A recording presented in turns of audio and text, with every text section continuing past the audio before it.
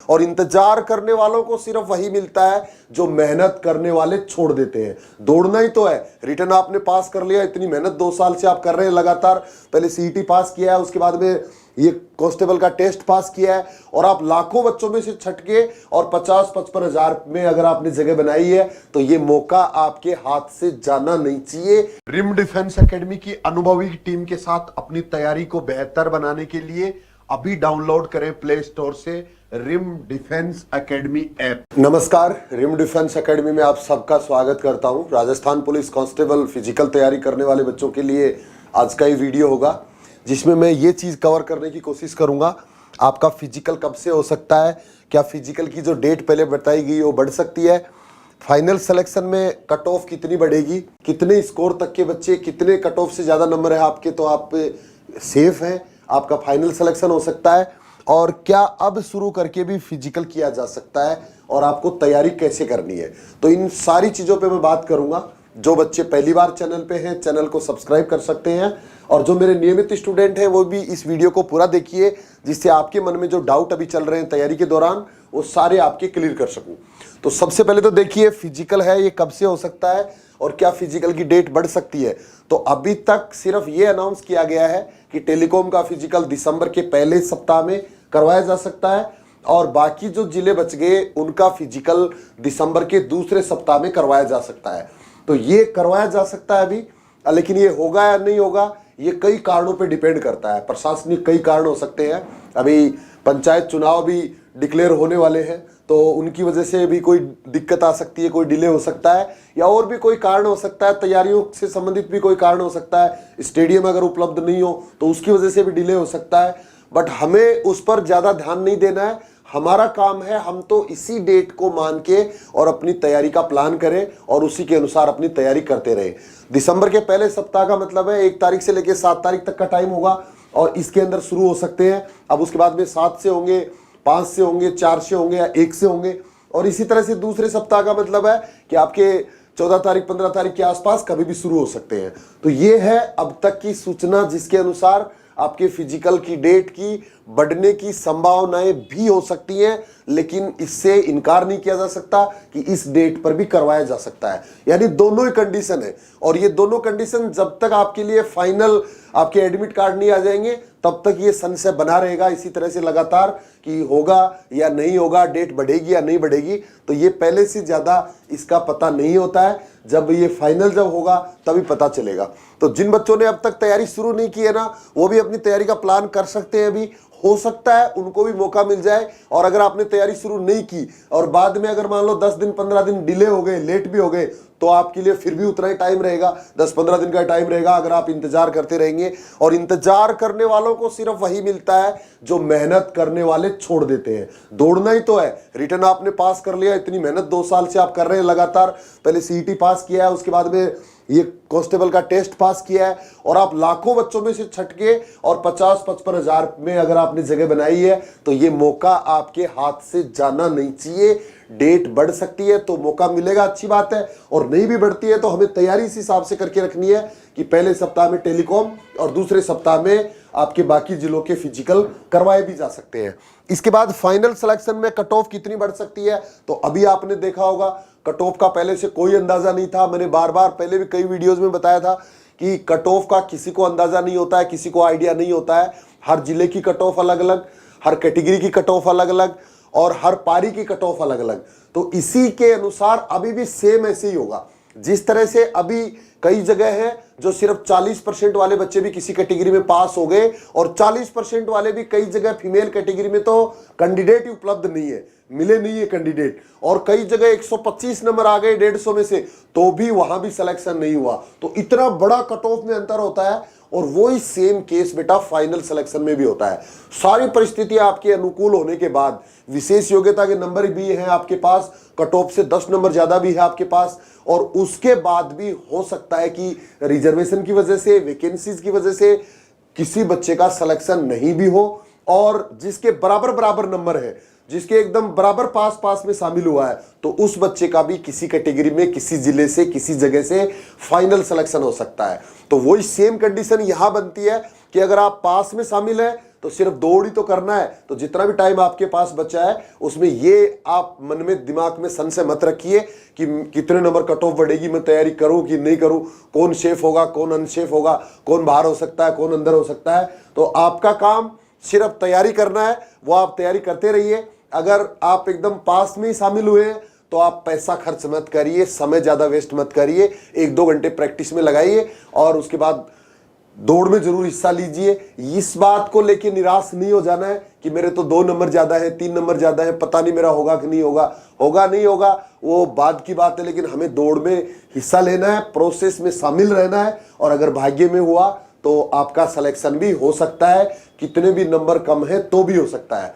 But इसमें वो बच्चे थोड़े से ज्यादा सेफ होते हैं जिनके पास विशेष योग्यता के नंबर होते हैं। अगर आपके पास 10 नंबर विशेष योग्यता के हैं और अगर 1-2 नंबर भी आपके ज्यादा है तो आपका लगभग निश्चित है, लगभग 99% निश्चित है।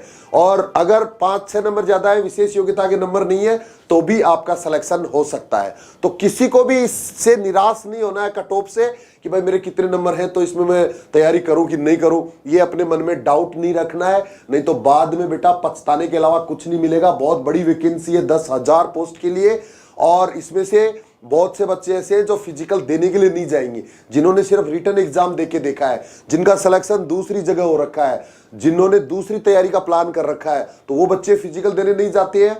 और बहुत से बच्चे ऐसे हैं जो तैयारी के दौरान चोट लगवा लेते हैं या हार मान लेते हैं, वेट ज्यादा होता है। बहुत से बच्चे जिनकी योग्यताएं पूरी नहीं होती है, हाइट कम होती है, चेस्ट नहीं फूलता है, चेस्ट कम होता है, तो वो बच्चे भी बेटा इसमें बाहर हो जाते हैं। और आप अगर फिट है हर तरह से, आप अगर पास में शामिल हुए हैं तो आपको तैयारी पे ध्यान देना चाहिए और तैयारी करते रहना चाहिए। आपका भी कितने भी कम नंबर पर पास वाले का भी सिलेक्शन हो सकता है। और ये सब बातें मैं मेरे बहुत लंबे अनुभव के बाद बता रहा हूं आपको। 13 साल पुराना अनुभव है मुझे इस राजस्थान पुलिस भर्ती के बारे में और 6-7 भर्तियां अब तक कंप्लीट करवा चुका हूं, देख चुका हूं उनका रिजल्ट, हर तरह की परिस्थितियां फेस की है। लेकिन एक ही चीज कॉमन आई है कि राजस्थान पुलिस कांस्टेबल की भर्ती में आपको आश्चर्यजनक रिजल्ट्स देखने को मिलते हैं। जो बच्चे अपने आप को बिल्कुल सेफ मान रहे थे, 120 125 स्कोर, उनको भी निराश होना पड़ा है, बाहर होना पड़ा है। और जिन्होंने बिल्कुल आस छोड़ रखी थी कि मेरा तो शायद होगा ही नहीं, मेरा तो हो ही नहीं सकता, वो बच्चे भी अब पास में शामिल हुए हैं। तो ऐसा ही सेम कट ऑफ वाले मामले में भी, फाइनल सिलेक्शन में भी आपको सेम ऐसे केसेस देखने को मिलेंगे। और देखना जब रिजल्ट आएगा फाइनल, जब आप दौड़ पास कर लेंगे, उसके बाद में आपके साथ भी ऐसा ही होने वाला है। तो इसके लिए आप हमेशा पॉजिटिव रहिए और लगातार मेहनत करते रहिए। क्या अब शुरू करके फिजिकल किया जा सकता है? बिल्कुल किया जा सकता है। राजस्थान पुलिस कांस्टेबल का जो फिजिकल है बहुत आसान है, सिर्फ 5 किलोमीटर दौड़ है और उसमें भी पर्याप्त समय मिलता है। तो जितना भी समय आपके पास है ना, अभी भी आप तैयारी शुरू कर सकते हैं और आराम से कर सकते हैं। और मैं तो यहां तक कहता हूं, अगर आपको वास्तव में नौकरी की जरूरत है और आप में है वो आग, आपके अंदर है वो दृढ़ इच्छा शक्ति, तो बिना तैयारी के भी मैं कह रहा हूं फिजिकल देने जरूर जाइए।